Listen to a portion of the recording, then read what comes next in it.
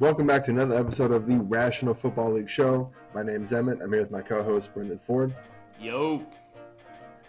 We are on to Week 18 and the start of the NFL season. So we will now be releasing these on Sunday mornings. So thank you for joining us on this Sunday morning. You're excited for some football today, B? Oh, yeah, dude. It's the weekend. We're here. First NFL Sunday weekend of the season. We don't have to go without a Sunday full of football for another, 6 months or so, 5 months or whatever. Oh, yeah. So I am fucking pumped. Perfect. So just for any new viewers who might be joining us, we do record these every once a week. We release them on Sunday. Don't forget to hit the bell, hit the subscribe button so you can get all our weekly videos. We'll be your morning before morning football show. But you can also find us on Instagram, Twitter, TikTok, and Spotify, as well as here on the YouTube platform. But let's get right into it, B.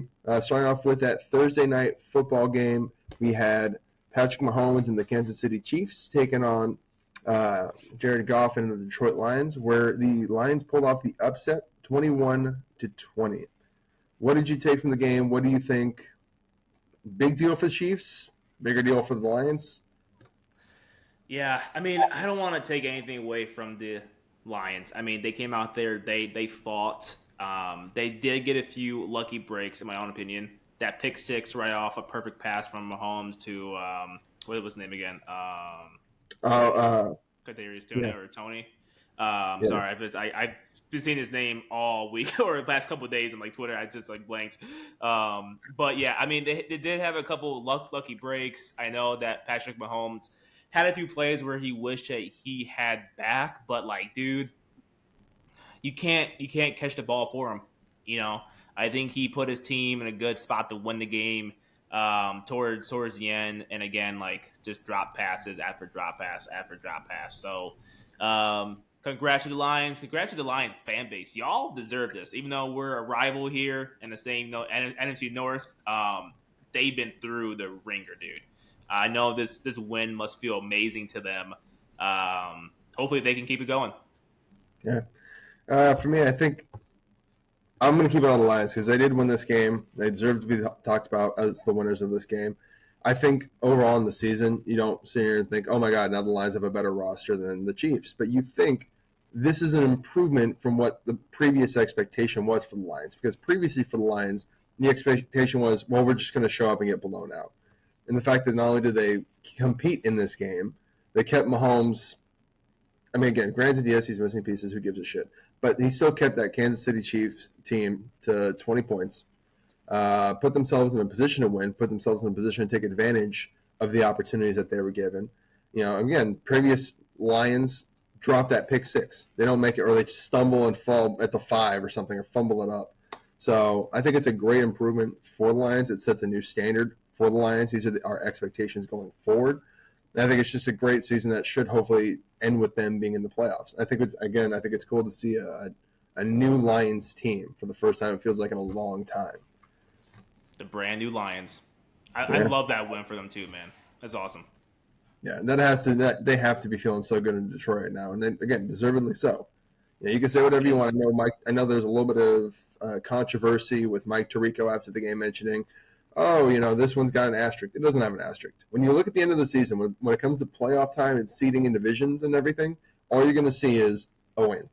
There's no asterisk. It doesn't matter. That's football. Guys are healthy. Guys are not healthy. Again, I don't think anyone's sitting here yelling about how the Lions are going to beat the Chiefs in the Super Bowl or something like that now.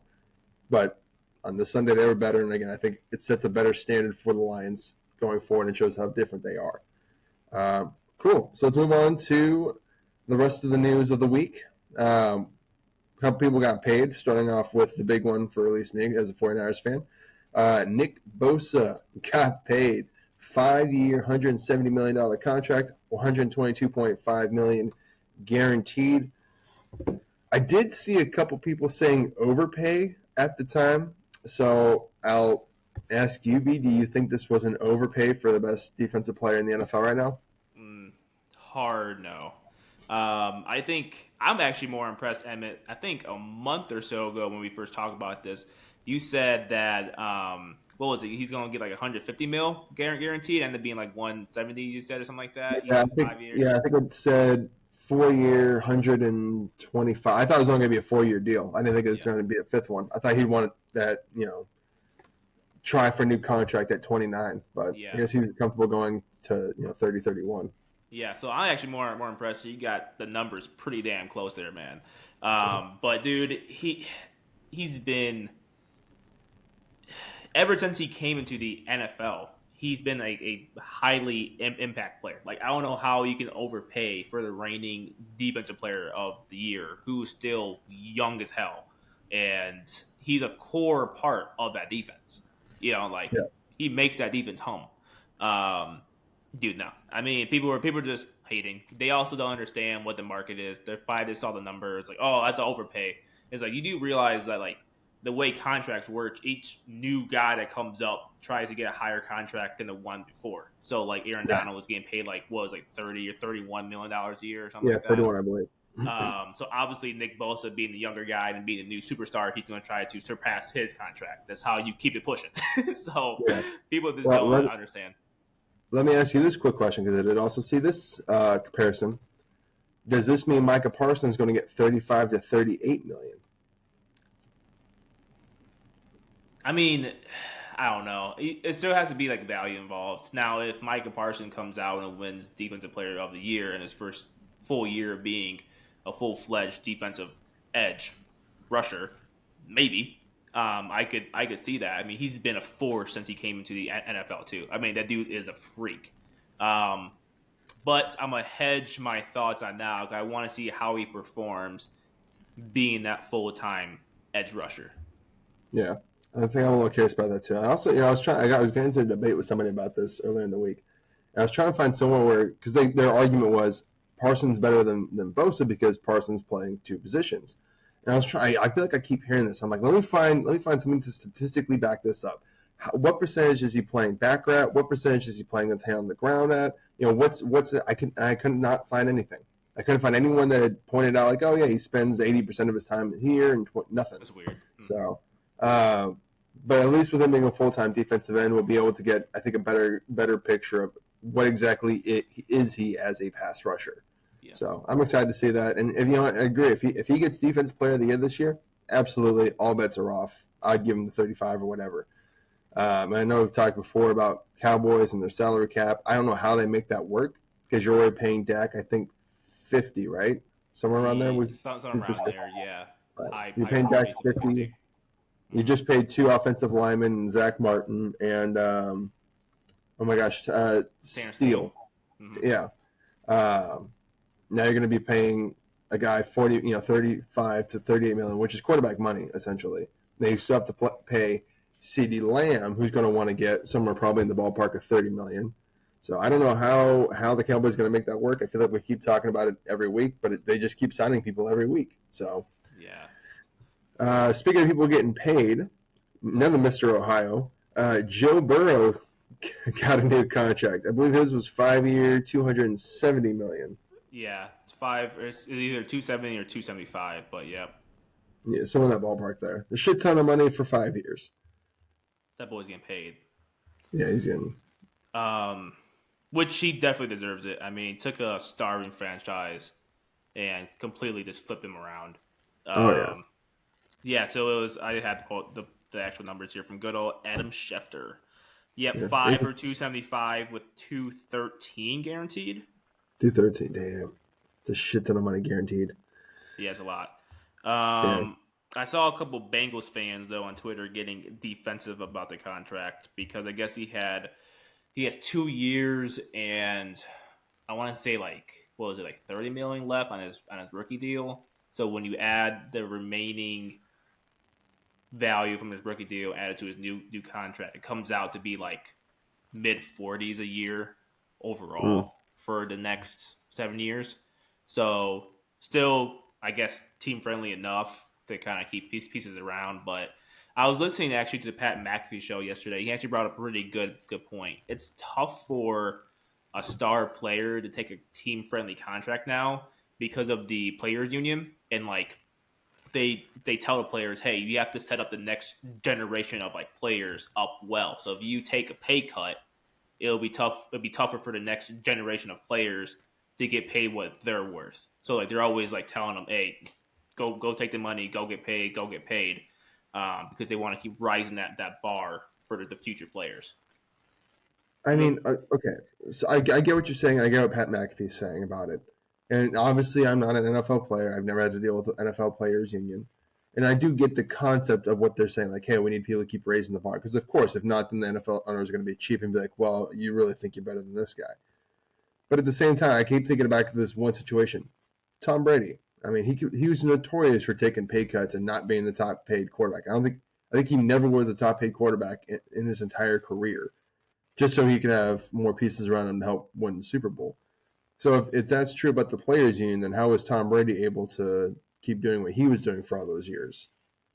Yeah, I think, and then Pat McAfee kind of explained too, like he said people can like do it, but like you have to go through a lot of hurdles and conversations to get to that point. I guess they really like, I don't know, they really like hone down on you, say, hey, you need to take that contract or try to get paid X for the next generation of players. So I don't know, man. Maybe Tom Brady did is like, fuck you, I'm gonna take whatever I want, don't even talk to me. Yeah. I run this league. I can see that. You know what I mean? So I don't know. And I know a couple of people were pointing out, and this is again an unfortunate thing about this situation, what we were just talking about the Players League, Players Union, is that Joe Burrow had a soundbite, I believe it was from a year ago or something, where he was saying, hey, I'm going to take a team-friendly deal so that I get the rest of my guys paid too. And now he's by far the highest paid quarterback in NFL history. There's no way. This is kind of off the wall. I don't know how they keep Higgins. No, there's no way. I think it's kind of like the consensus knowledge at this point. Yeah, they should just. I don't know what his contract scenario is like. I should have looked it up during the pre-show, but I don't know if they just kind of dump him like a trade after the season, or that's what I'm saying. I don't know what his deal is like right now. So he was a second-round pick in 2020. He was, I think, like pick 35 or something like that. So he's coming up then. So, yeah, 2020, 2021, 2022. So, actually, I think it might be a free agent after this year. Yeah, because he doesn't have the fifth-year option. 2024, he'd be free agent. So they're having nice. I mean, like, you need him to make that push, but like they get nothing in return if you do let him walk after a season. That would sting because he could be a wide receiver one somewhere else. Yeah, so they could always franchise tag him. That gets you one more additional year with him. And then maybe from there you see, okay, what is the cap exploded to? Does that mean we can now afford him? We could try to squeeze his contract in. Does that mean at this point, hey, a couple of these other contracts have fallen off, so now we have more money? They do have that option to try to buy themselves another year with him and of maybe financial flexibility. But even at that, if they do that and then they go, we're still not anywhere close about this. You want $30 million, we want to pay you $25. Let's cut bait. They can still get a third round comp pick back if he signs or when he signs with another team. That's true. So again, I don't think that's the answer Bengals fans are looking for, or even T. Higgins and the Bengals. I think they want to make this deal work, but unfortunately, that sometimes just is what it is. You can't, it's one of the problems of drafting so well at receiver. You got so many wide receiver ones there. Yep. So, but who else are they paying? I mean, I can't even tell you, dude. Is Jamar Chase still on his rookie deal? I think they just gave money to Orlando Brown. Is that his name? The tackle from the Chiefs. Yeah. I think went over there. Chase still on his rookie deal. They must be paying someone on defense, right? Because they don't have any.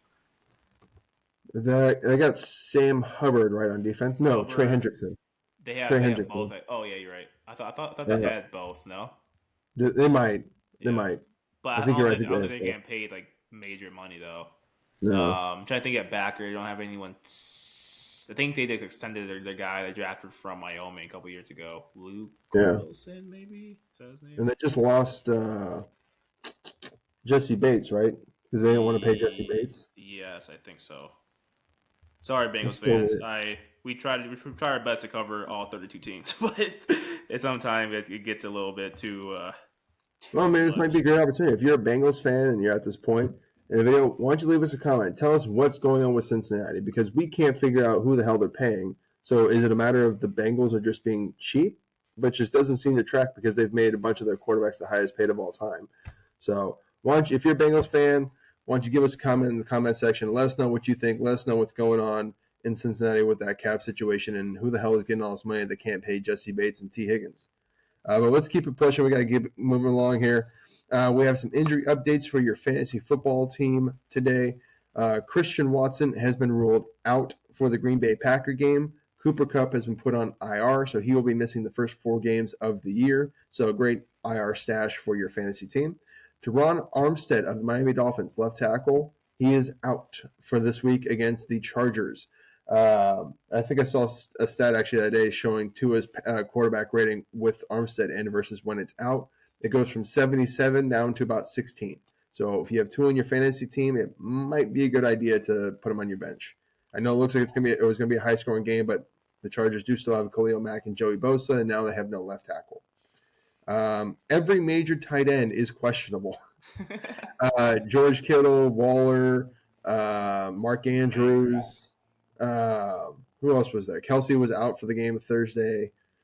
Pretty much if you – I could have sworn there was another couple of them, but that's all right. Make sure you're checking your fantasy team. This is your weekly reminder. Check your fantasy team. Make sure your tight end is not going to be out for this game. So that way you're not you're playing a guy that's going to get you 0 points.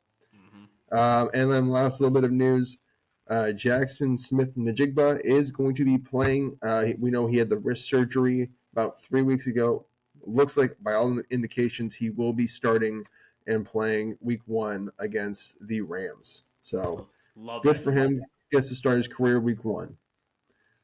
Perfect. All right, so let's move on to our next segment. We are going to talk about our game of the weeks.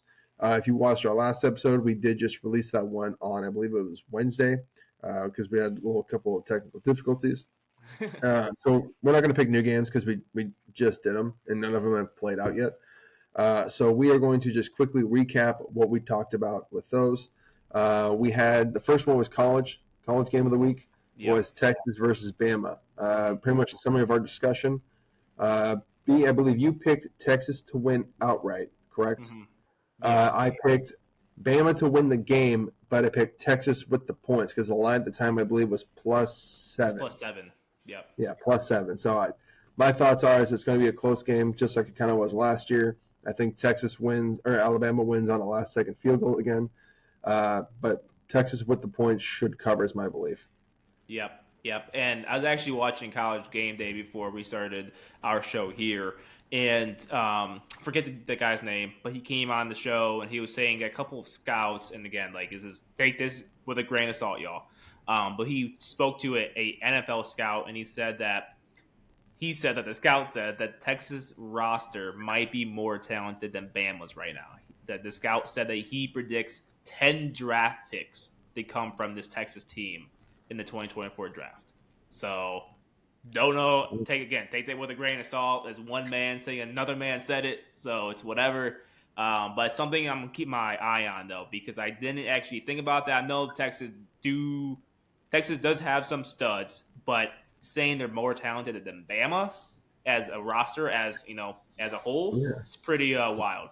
Especially when Bama still has Kool-Aid McKinstry, who's supposed to be like a top 10 pick going into the next draft. I mean, Texas has got some talent with like Xavier Worthy, Quinn Ewers. I don't think there's anybody on that Texas roster right now that's widely considered to be a top 10 pick in the draft. So that's a wild statement. Speaking of which, on that statement, I was thinking of this question again. Viewer, if you're watching this still, leave us a comment and tell us what you think. What do you prefer, College Game Day or Big Noon Kickoff? I'm a College Game Day myself kind of guy. The Pat McAfee, Coach, Herbert Street. I love those guys. It feels like it's just a fun show. It feels like they have a great time up there. They interact with the fans so much. It seems like I don't know. I love that one over Big Noon Kickoff. Yeah, I'm a College Game Day guy too. Especially, people don't like Pat, but I love Pat McAfee. I love like the vibe, like the energy he brings. People think he's a little bit of like a clown show, which he kind of like embraces that. He's like, I'm different. I'm not gonna be up here with a suit and tie every day and try to be all corporate. That's not who he is. Big noon kickoff is good though. Sometimes I watch just a little bit, but I'm definitely a college game day. I mean, I've been watching college game day ever since I was like 5, dude. Yeah, I just started watching it recently. Again, to me, I like the circus. I like the fight, like coaches like putting on the hat and throwing it off. The old clips of him. Yeah. What did he say for that kid? Go Bulldogs! Not so fast, man. I don't know, it's like it literally throws everyone else off too. They're like, "What the fuck did he just say?" It. Yeah, I love it. Yeah. All right. So you guys let us know. You guys college game day people, or are you high noon kickoff?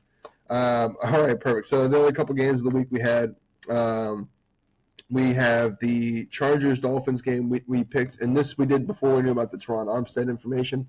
I think we both had the Chargers picked to win, correct? I think we both had Chargers. Yep. Okay. Yeah. So we both have the Chargers picked to win. I think the Chargers are favored in that game by 2.5 points anyway. We were looking at we figured it was going to be a high scoring game, but we were looking at their defenses and thinking who has the best chance of actually making a late game stop. With the Chargers, you have Asante Samuel Jr., you have J.C. Jackson, you have Khalil Mack, you have Derwin James. You have Joey Bosa. It just seems like there's a lot of talent on that defense that we're putting our faith in that, considering Miami's missing Jalen Ramsey, and now they're missing Teron Armstead on the offensive line, so maybe not even that high scoring of a game. But that was our pick. I think we were in agreement on that one. Chargers just win the game outright. And then for our other pick for Monday night's game, we did Bills-Jets. I think actually we split on this one. I think that, again, the game point, it was 2.5 points, right, for that one? Yep. And I think you picked the Bills. Mm-hmm. I picked the Jets. So maybe we could just take a minute. Why don't you just recap it? Tell everyone why you think that the Bills are going to win that one. Yeah, I have to see the Jets O-line in action before I go all in. They had some issues. I mean, again, it's preseason and training camp, so take it for what it's worth. They had some issues with their O-line. Just watching Hard Knocks, so again, not real quantifiable evidence, I guess. This is kind of like opinion-based. I do think, with that being said, though, I do think the Bills' D-line has the advantage over the Jets' O-line. Again, saying this before the game actually played.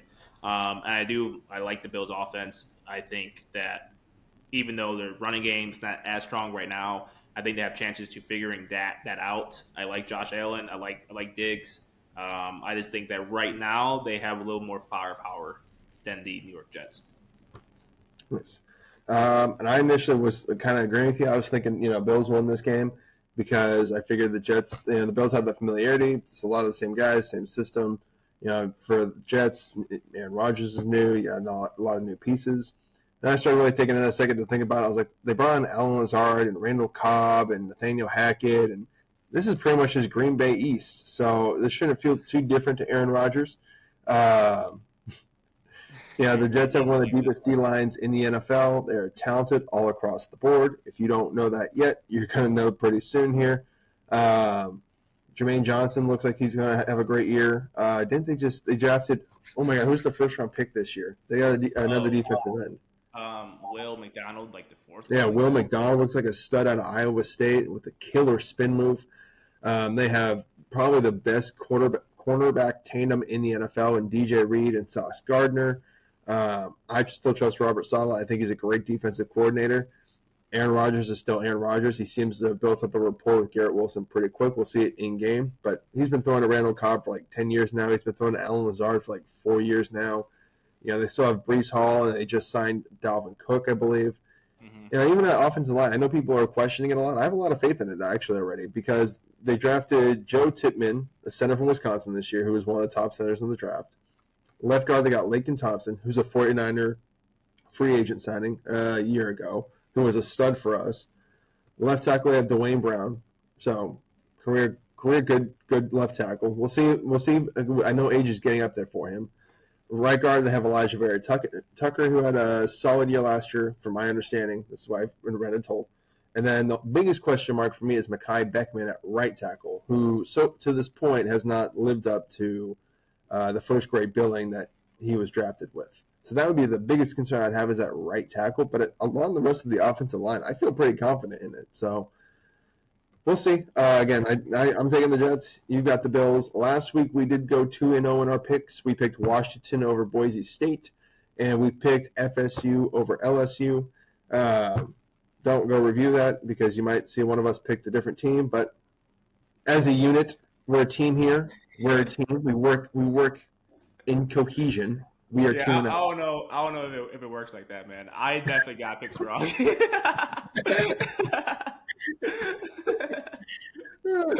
But hopefully, I can right the ship this week. It all depends on Texas, in my own opinion. Texas. All right, well, we'll start adding Come on, accounts. And guys. we'll get this segment every week. We'll put a 2-0 right here and a 1-1 right there. And then, we'll just, as we go through the season, we'll make the changes as we need to. Yep. All right.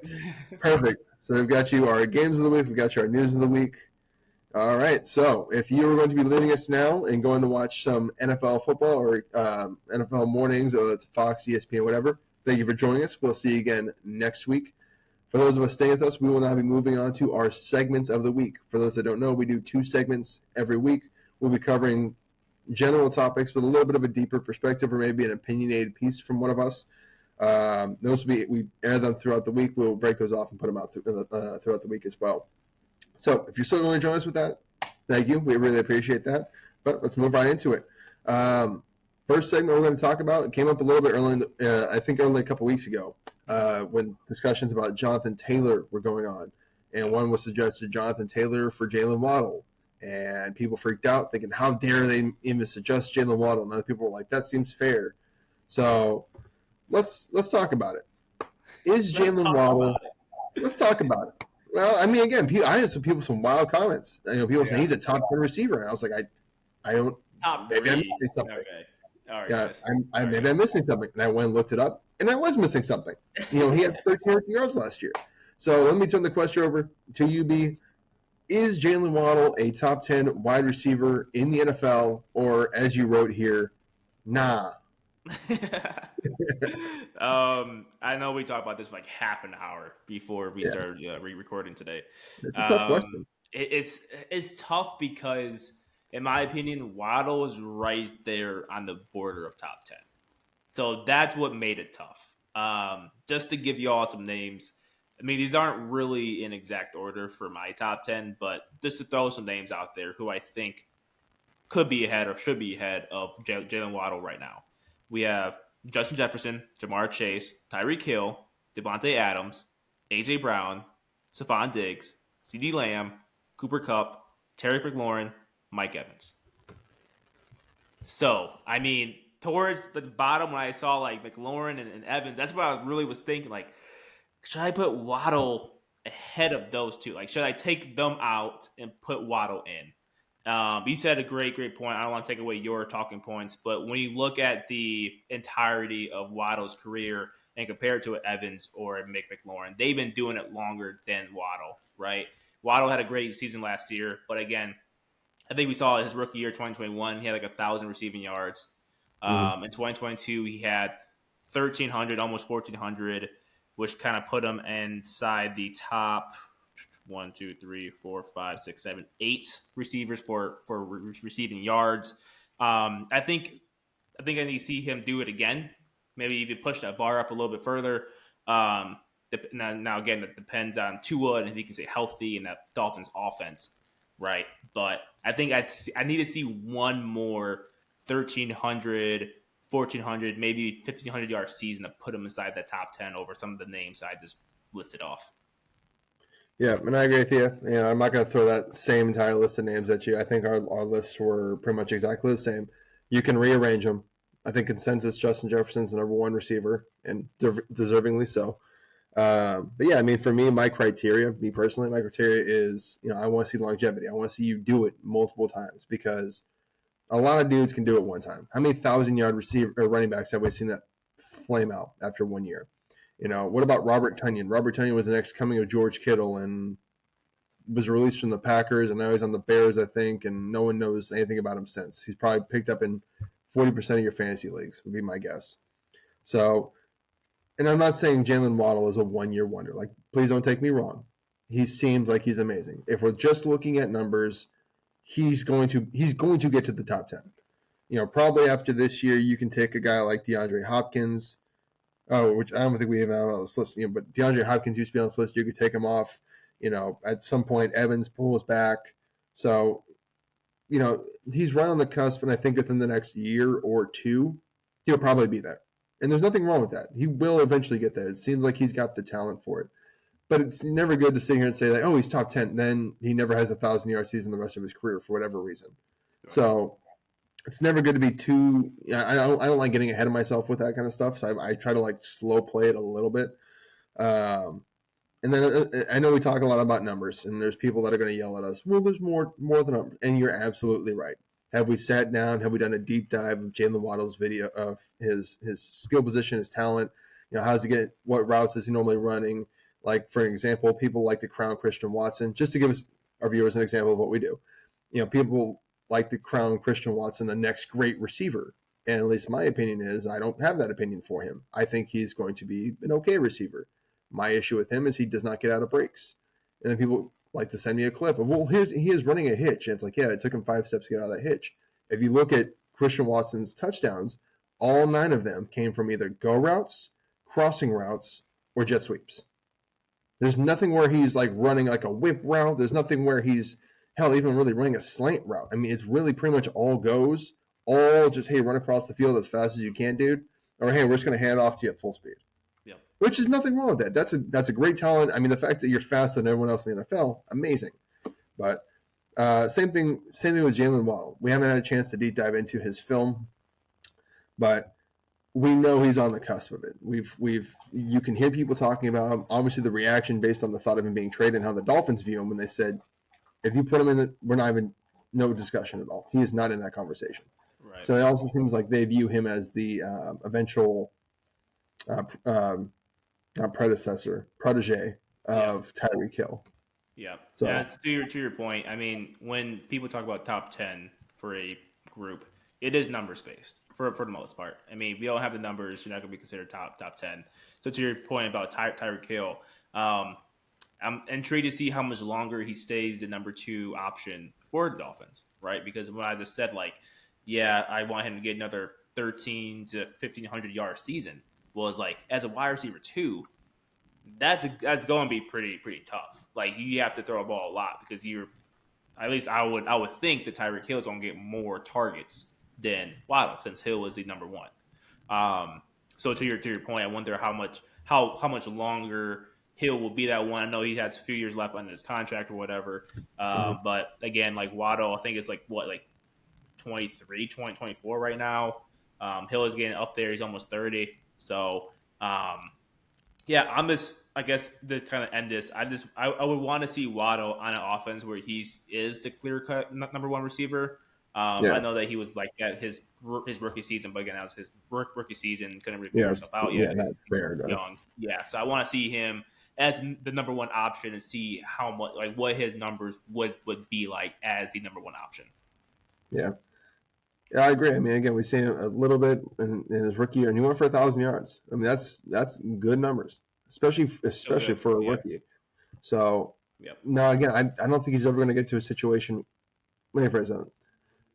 He's going to be in Miami a long time. Based on the way they were talking about him in the trade discussion, I don't see them letting him go. So when it comes time for contract, he's going to get a contract. So if you're a Dolphins fan, you don't got to worry about that. You're going to have Waddle. You've seen the Waddle a lot. So, but it's probably going to be a few years before we really see him be the number 1 guy. Because like you said, I think Tyreek Hill still has at least 3 more years on his deal. Yeah. So he's probably as long as he's there, he's going to be the number 1 he's going to get the lion's share of the targets, looks, whatever you want to say about it. But maybe towards the end of that deal, we do kind of see a transition where Waddle finally, oh my God, I'm thinking of a big vocab word here, supplants him as the number one receiver. Sorry, I got to go read a dictionary. What is going on here? These words. It's just early morning. We just had our coffee. Our brain, at least my 2 brain cells I have are still. I did, yeah. My two brain cells are still kind of waking up. So It See, happens. my morning routine's much different. See, you woke up, did coffee. I got out of bed. I shotgun a Four Loco real quick, walked right over here, and just started recording. I slept in this shirt. Speaking of And which, now to our sponsor for yeah, I was gonna say, we're not gonna be sponsor of the video. Four Loco. Has your life gotten so depressed that you think, "Hey, I need a Four Loco"? Just do bleach. It's quicker. Um, it's better than coffee. it's better than coffee. All right, perfect. Again, so don't forget. Sorry for the little joke at the end there. Don't forget that'll end our Waddle segment for us. Don't forget to again hit the subscribe button, hit the bell for notifications. We do this every week. We release videos every Sunday morning with segments coming out throughout the week. But again, thank you for joining us. With that, we will be turning to our next segment, which is another one that kind of these are very Twitter driven topics today. So Caleb Williams in an interview, I think it was a GQ interview, something like Spot. It's not. Oh my gosh, that one magazine that people used to like for sports. Anyway, Sports Illustrated or Illustrated. no? Yeah. Yep. I think it was either GQ interview or Sports Illustrated interview. But mentioned that he's not totally committed to going to the NFL. If there's not a team he thinks that would be great at the top for him, then he will probably go back to college. Which my first question to Caleb Williams is, does he know how the NFL draft works? There's never going to be a great team at the number one pick. There has never been a great team at the number one pick. They have the number one pick for a reason. Yeah, does he not like money? I mean, okay, so let's have that talk. I get his reasoning, right? I get the explanation. Everyone wants to go to a great team. I'm sure everyone wants to go join, based on his position, probably would love to go join the 49ers. I'm sure because, they aren't quarterback needy, but I'm sure they would take Caleb Williams over Brock Purdy. Right. So I'm sure he would love to go to that situation or what's another great situation? He's a quarterback. I mean, the Raiders is there.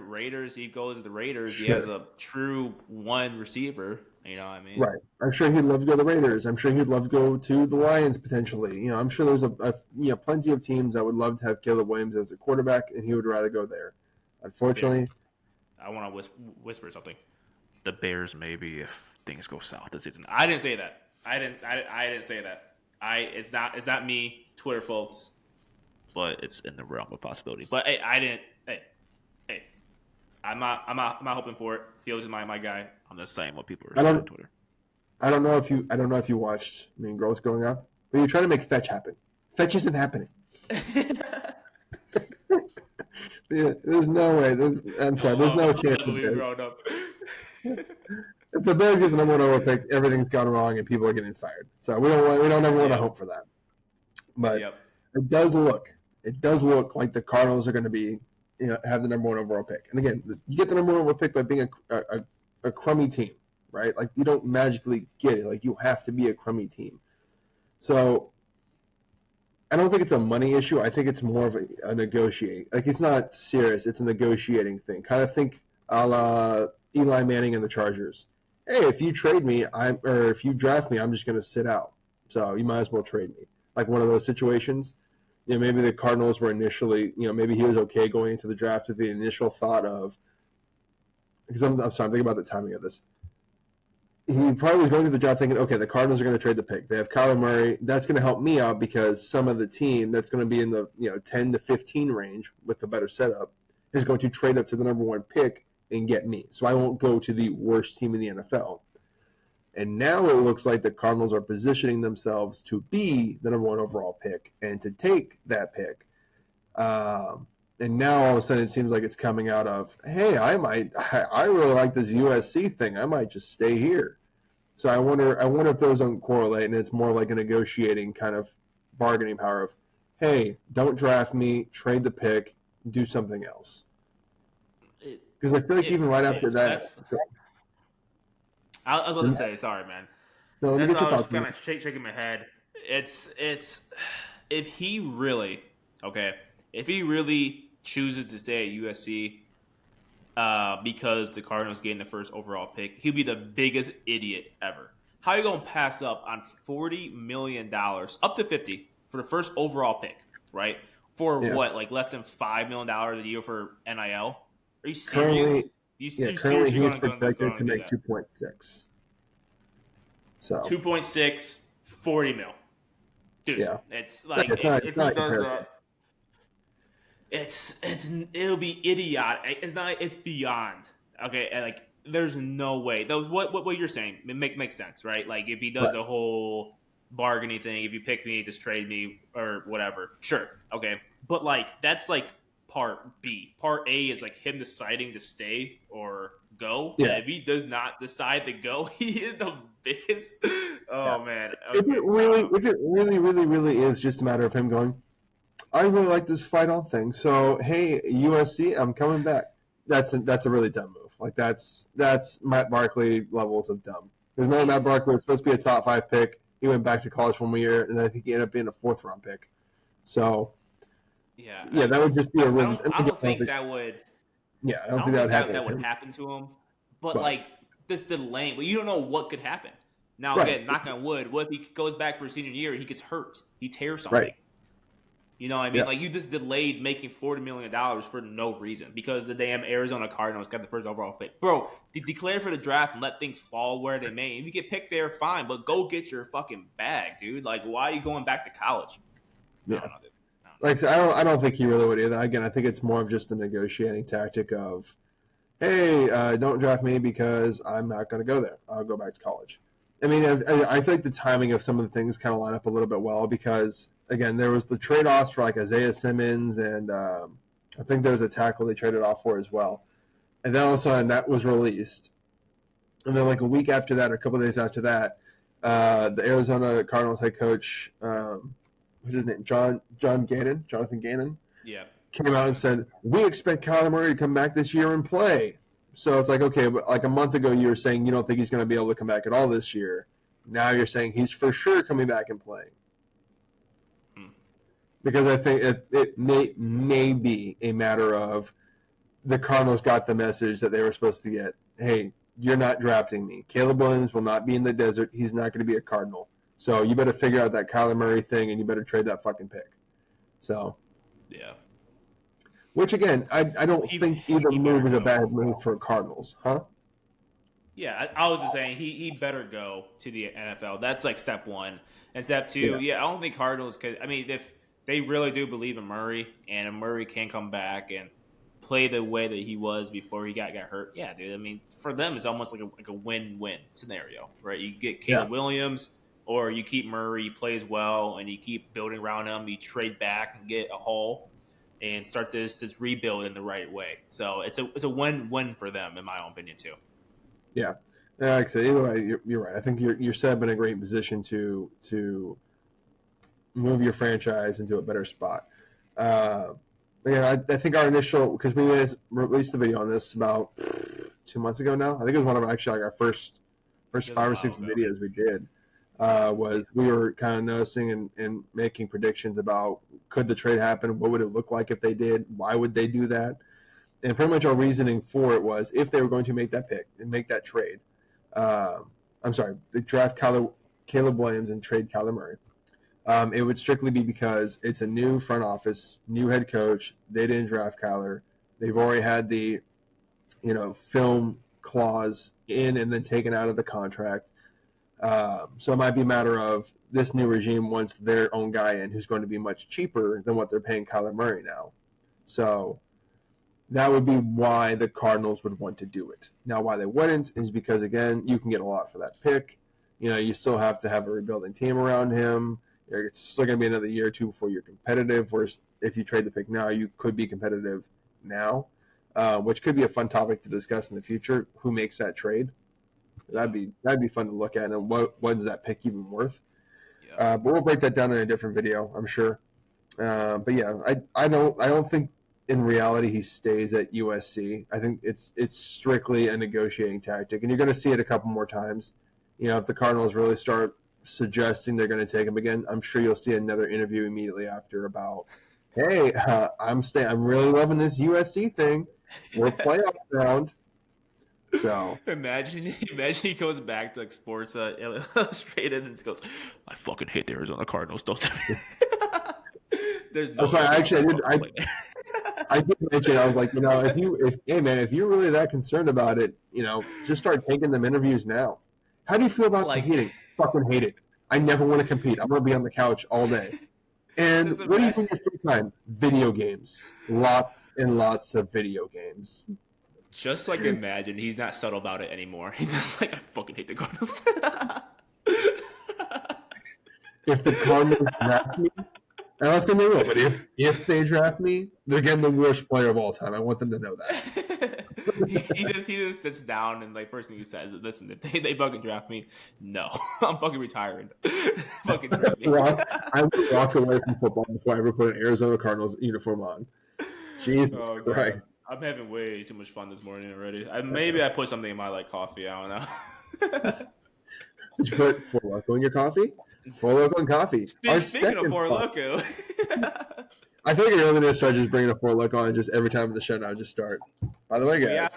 We just have to make a whole portfolio of clips of us just doing this. Send it to Four Loko so we can actually get sponsored by them. You know what I mean? I think it's like a Caleb Williams situation. I think I'm just going to return to college for another year before I sign with Four Loko. Oh man! Hey, any way we can get that bag, I am for it, dude. I'm not sure Four Loko has a bag. Don't ask me to drink it though. Don't ask me to drink it. We'll give you this money, but you got to drink a full can every episode. I'm good, thanks. I'm fine. Are you pay for my damn bills when I go to the hospital to the ER because of liver damage? What the hell? Four Loko, give me some benefits here. Let's steer this conversation back on topic here. Oh yeah. So 38 to 2.6 million. I don't know. What would he? Let's take the alternative route here. Let's look at this. What would it even look like if he did decide to stay? Who would go number one then? Drake May probably. Drake May, yeah. It'd be Drake May. But at that point, the Cardinals would keep that pick to draft Drake May. We say Drake May right now, but every draft cycle, some quarterback from nowhere kind of comes up through the rankings, through the whole combine and pro day hype, right? So we say Drake May, but who knows? Maybe Michael Penix Jr. is the guy and just catches fire around March for no reason, and he just ends up going first overall or something crazy like that. Swear to God, if it's KJ Jefferson, I'm gonna stab somebody. It's always every single year. I just saw what works. I just saw a thing the other day where they're like, KJ Jefferson's the next Anthony Richardson. I was like, please don't do this. Please don't do this. Don't make that mistake. No. We did a video breakdown of him. So if you go back a couple months. You might not like it if you're a KJ Jefferson fan, but, we did do a breakdown. So if you really like KJ Jefferson, do not watch that. If you hate KJ Jefferson, it's right here. We just got the hate club that's ready. They're like, yeah, KJ.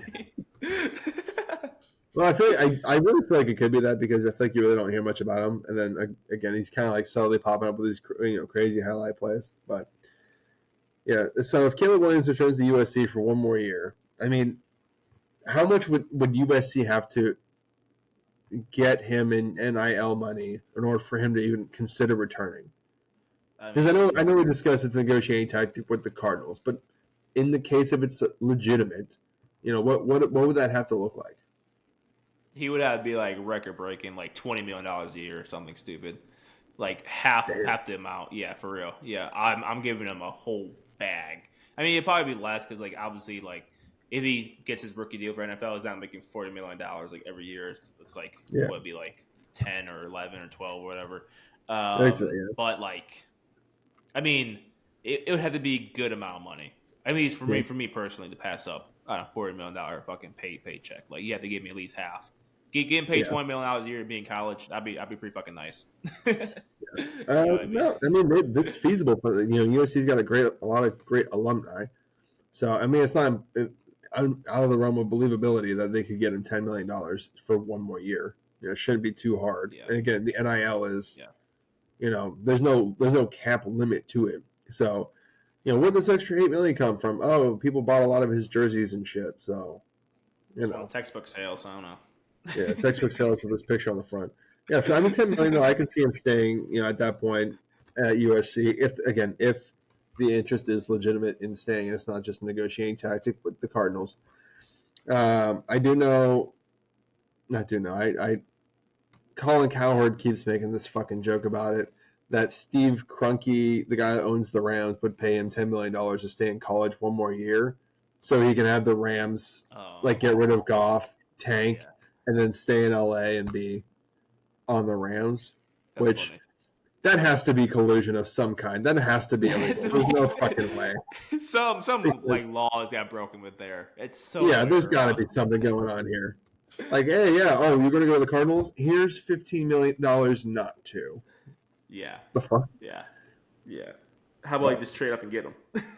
Just do like everybody else. Just trade up. Like, call the Cardinals, offer up your next 3 firsts that you clearly don't give a shit about anyway, and go get his ass. Be like, you guys really love Kyler. I know you guys do. I said, I know he doesn't study film. I know he gets hurt. Hey, he was drafted first in the first round of baseball, too. Yeah. You thought about that? There we go. Exactly. All right. I think that concludes our episode for today. Thank you so much for staying with us. If you watched that whole segment, I know we got a little off topic with the Four Loko stuff. But to me, again, I feel like for us, it kind of seemed like a pretty straightforward answer. Like, we were trying to find another way to make it make sense, but it really just seems like it's a negotiating tactic. There's no way in hell Caleb Williams is not going to go to the NFL next year. There's no way in hell the Cardinals are not going to draft him. The Cardinals' options at this point is you can either trade the pick or trade Kyler. And Caleb Williams is sending a message to them early, you better trade the pick. I'm not going to Arizona. I do not want to go to Arizona. I'm going to make your life miserable. Yeah, it seems pretty straightforward to us. It's just a typical business tactic.